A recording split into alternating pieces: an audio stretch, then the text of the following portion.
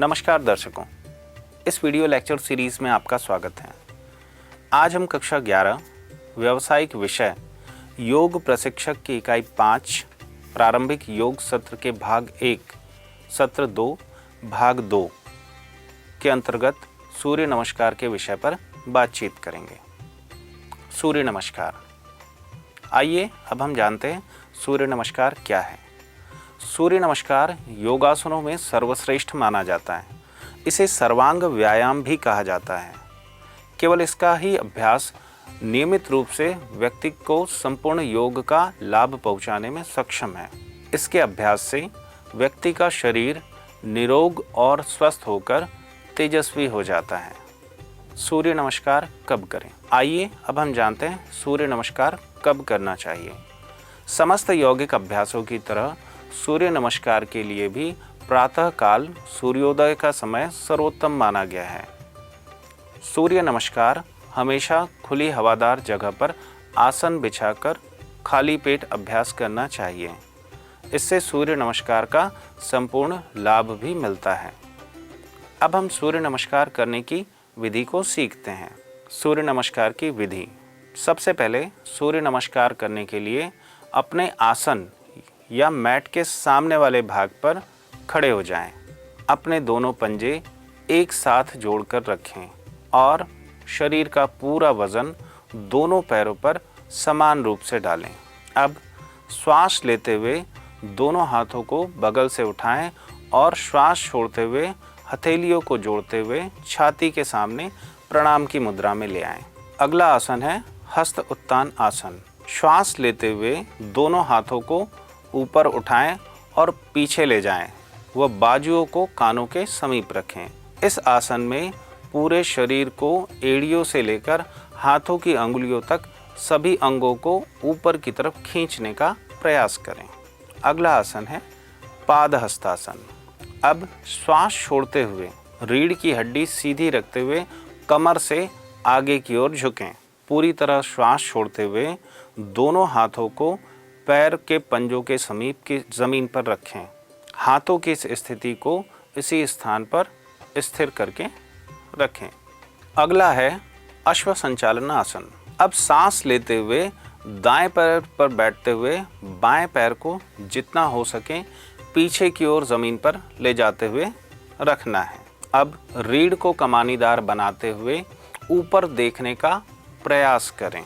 अगला आसन है पर्वतासन। इसे अधोमुख श्वानासन भी कहते हैं। इस आसन में सांस छोड़ते हुए बाएं पैर को पीछे की ओर ले जाना है। बाएं और दाएं पैर के पंजे समानांतर आने के बाद आप शरीर को बीच से उठाने की कोशिश करें और हथेलियों और पंजों को ज़मीन से सटा रहने दें। इस दौरान ध्यान रहे कि इस स्थिति में हाथ और पैर आपके सीधे होने चाहिए और आपके शरीर की आकृति बिल्कुल पर्वत की तरह होनी चाहिए।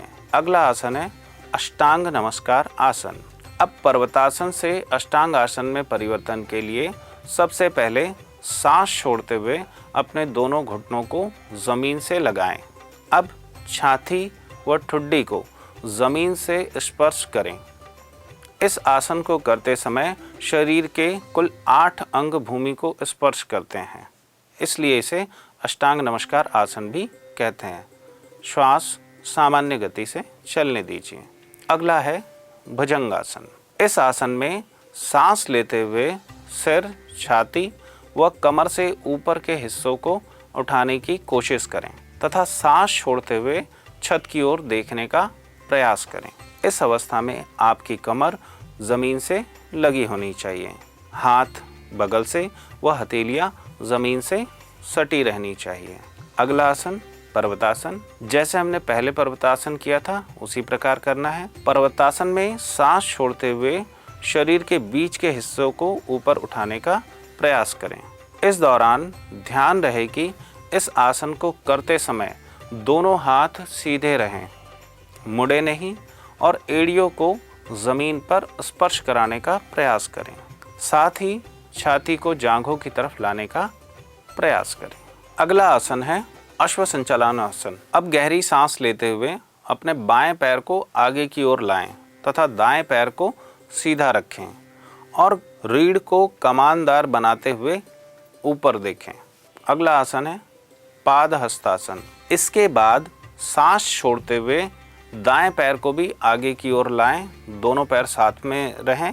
अब हाथों को ज़मीन से सटाते हुए पैरों को सीधा करके माथे को घुटनों से स्पर्श कराने का प्रयास करें। अगला आसन है हस्त उत्तान आसन। अब गहरी सांस लेते हुए हाथों को ऊपर की ओर उठाएं और हथेलियों को आपस में जोड़ते हुए सांस छोड़ते हुए क्षमता अनुसार पीछे की ओर झुकने की कोशिश करें। और अंत में प्रणाम आसन। अंत में पुनः प्रणाम आसन की मुद्रा में आना है। इसके लिए बिल्कुल सीधे खड़े हो जाएं और हाथों को जोड़ते हुए नमस्कार करने की स्थिति में आ जाएं। यह आधा चक्र है। पुनः प्रणाम आसन से शुरू करें व अश्व संचालन आसन में बाएं पैर को पीछे करते हुए इसे दोहराएं। इस प्रकार सूर्य नमस्कार का यह एक चक्र पूरा होगा। इस प्रकार सूर्य नमस्कार 3 से 5 चक्र अवश्य करें। अब हम बात करते हैं सूर्य नमस्कार से होने वाले लाभों की।